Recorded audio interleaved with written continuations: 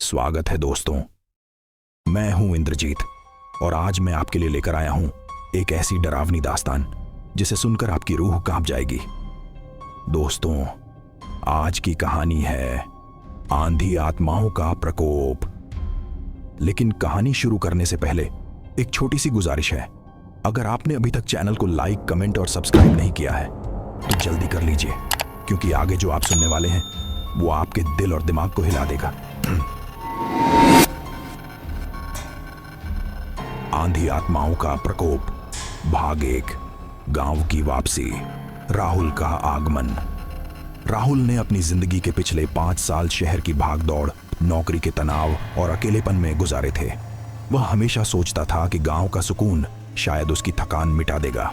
एक दिन उसने तय किया कि वह कुछ दिनों के लिए अपने पैतृक गांव कालीघाट जाएगा। गांव तक पहुंचने के लिए उसे जंगल से गुजरना पड़ा। रास्ता सुनसान था।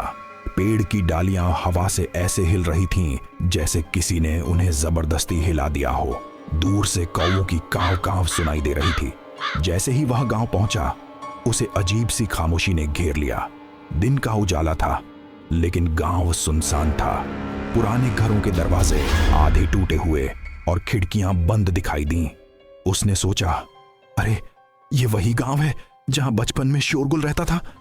अब इतना वीरान क्यों? गांव के चौपाल पर उसे दादा हरिराम मिले।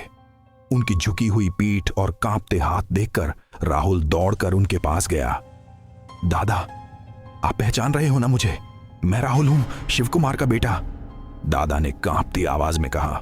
पहचान लिया बेटा, पर तू क्यों आया है? तुझे खबर नहीं, इस गांव पर अब आंधी आत्माओं का प्रकोप है। राहुल मुस्कुराया। दादा, ये सब अंधविश्वास है। आत्माएं वात्माएं कुछ नहीं होती। दादा की आंखों में डर था। उन्होंने सिर हिलाया। तू समझेगा, बहुत देर हो जाएगी, भाग दो। पहली रात का आतंक। शाम होते होते गांव और भी डरावना लगने लगा। सूरज ढलते ही चारों ओर अंधेरा छा गया। बिजली पहले से ही गुल थी। राहुल अपने पुराने घर में अकेला गया। घर में धूल और जाले लगे थे। उसने अपने बैग से टॉर्च निकाली और चारों तरफ रोशनी डाली। कमरे के कोने से अजीब सी बदबू आ रही थी। खिड़की खुली थी और उसमें से ठंडी हवा का झोंका अंदर आ रहा था। राहुल ने बिस्तर पर बैठते हुए सोचा, कितनी शांति है यहां, पर यह शांति कुछ ज्यादा ही डरावनी है। आधी रात हुई। अचानक खिड़की के शीशे पर 3 बार दस्तक हुई। थक थक थक। राहुल चौंक कर उठा। उसने बाहर झांकने की कोशिश की, लेकिन घना अंधेरा था।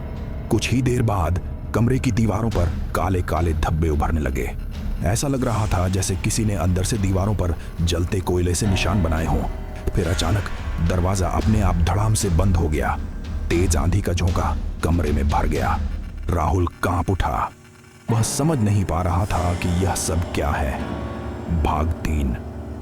पहली आत्मा का सामना टॉर्च जलाते ही उसकी रोशनी खिड़की पर पड़ी। बाहर कोई खड़ा था। वह सफेद वस्त्र में लिपटी हुई एक औरत थी। उसके बाल बिखरे हुए और चेहरे पर गहरी झुर्रियां थीं।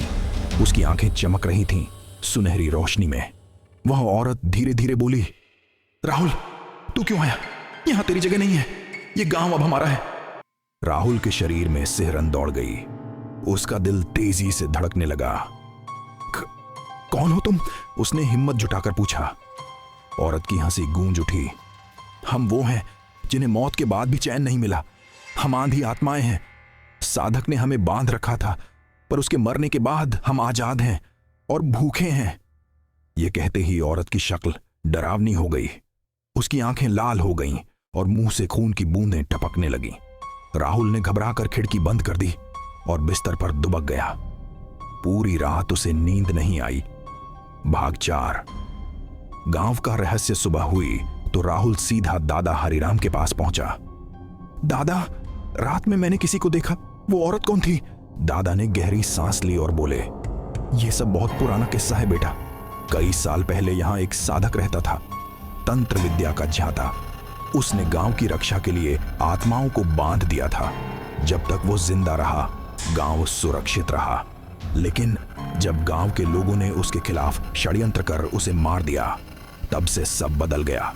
साधक की हत्या के बाद आत्माएं आजाद हो गईं, पर वे शांति नहीं चाहती। वे बदला चाहती हैं। राहुल ने गंभीर स्वर में कहा, तो अब क्या किया जा सकता है? दादा ने जवाब दिया, सिर्फ वही व्यक्ति इन आत्माओं को शांत कर सकता है जिसके दिल में डर ना हो और जिसके हाथों में साधक की किताब हो। राहुल ने मन ही मन ठान लिया कि वह इस रहस्य का हल ढूंढेगा। भाग 5, साधक की किताब। राहुल पुराने पुस्तकालय में गया। अंधेरी अलमारी में खोजते खोजते उसे एक मोटी किताब मिली। उस किताब के पन्नों पर खून के धब्बे और राख के निशान थे।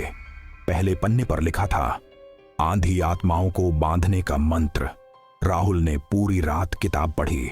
उसमें लिखा था कि आत्माओं को शांत करने के लिए सिर्फ मंत्र काफी नहीं है, बल्कि आत्माओं की अधूरी इच्छाएं पूरी करनी पड़ेंगी। राहुल ने सोचा, अगर इन्हें मुक्ति देनी है तो मुझे इनके दुख को समझना होगा। भाग 6, आत्माओं का दर्द। अगली रात राहुल फिर से घर के आंगन में गया। उसने किताब से मंत्र पढ़ना शुरू किया। जैसे ही मंत्र गूंजने लगे, आंधी और तेज हो गई। अचानक चारों ओर धुंध छा गई। धुंध से 5 आकृतियां निकली।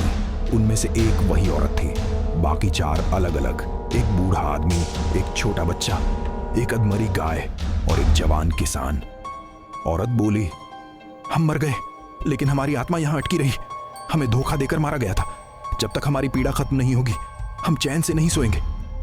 राहुल ने उनकी आंखों में देखा। उनमें दर्द था, गुस्सा था और बदले की आग थी। भाग 7, संघर्ष की रात। राहुल ने मंत्र पढ़ना जारी रखा। आत्माएं चिल्लाने लगी। हवा इतनी तेज हो गई कि पेड़ उखड़ने लगे। बूढ़ा आदमी चिल्लाया, तुम हमें नहीं रोक सकते, हम हमेशा रहेंगे। राहुल कांप रहा था, पर उसने आंखें बंद कर लीं और मंत्र पूरे विश्वास से पढ़ता रहा। धीरे धीरे आत्माओं की चीखें कम होने लगीं। औरत रोते हुए बोली, अगर तू हमें मुक्त करेगा तो हम इस गांव को छोड़ देंगे। राहुल ने किताब के आखिरी पन्ने का मंत्र पढ़ा। अचानक तेज प्रकाश फैला और सभी आत्माएं हवा में गायब हो गईं। भाग 8, अंतिम आंधी और शांति। सुबह होते ही गांव में पहली बार शांति महसूस हुई।